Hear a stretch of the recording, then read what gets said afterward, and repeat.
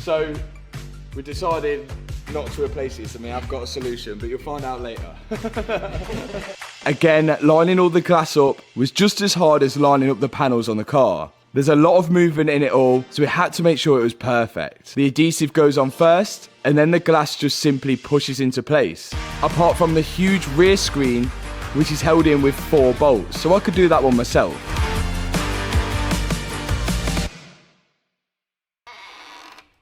Hey, what you got? Shall we see if it fits? Let's hope that one isn't bent. Will this door line up with the new hinge?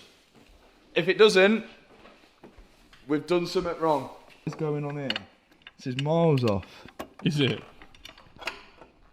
It's well far off. Like the bottom end of the door needs to be like something not right. Could be the door. Don't say that. We've just had it painted. No, yeah.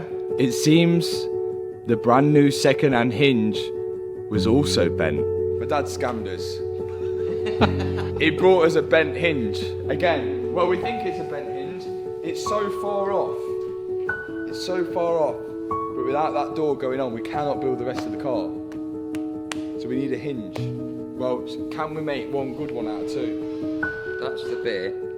Do you think this bit is going to be the bent bit? It's going to be the bent bit, because that's the weak bit, isn't it? On both fronts, yeah.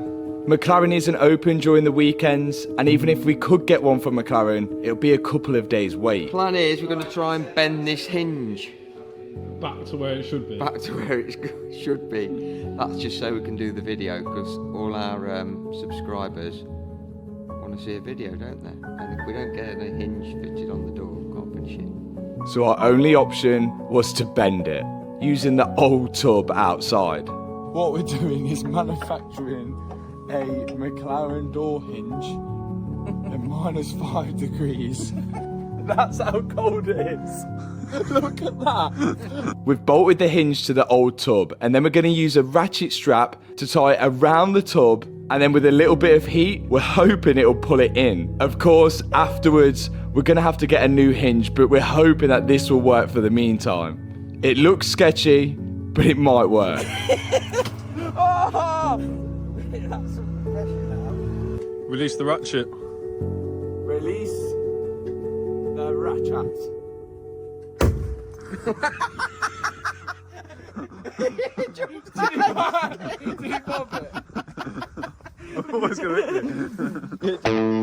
Now to see whether it lines up, and sure enough, it did. But of course, we're going to replace this hinge later because we're not too sure on the strength of it. But for now, it can hold the door in place whilst I can put the rear quarter on and the side skirt and build up the rest of the 720S. Once I've got the rear quarter in, it's all these air ductings on the side, which have been done in gloss black, which again adds that little bit more depth for the suspension to work. Now, if you remember back to the previous video, it needs to be set up by the new McLaren suspension to the rear of the car. Then I tried to explain how the McLaren suspension works. All 4 corners are linked together using these hydraulic lines, which have some serious pressure in them. But for the suspension to work, it needs to be set up by a McLaren specialist. Luckily, I have one.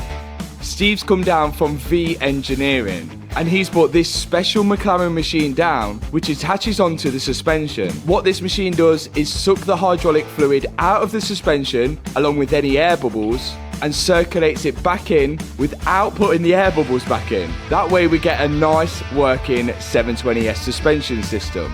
Cool. Is that it? The suspension is suspending? Suspension is suspending, yeah.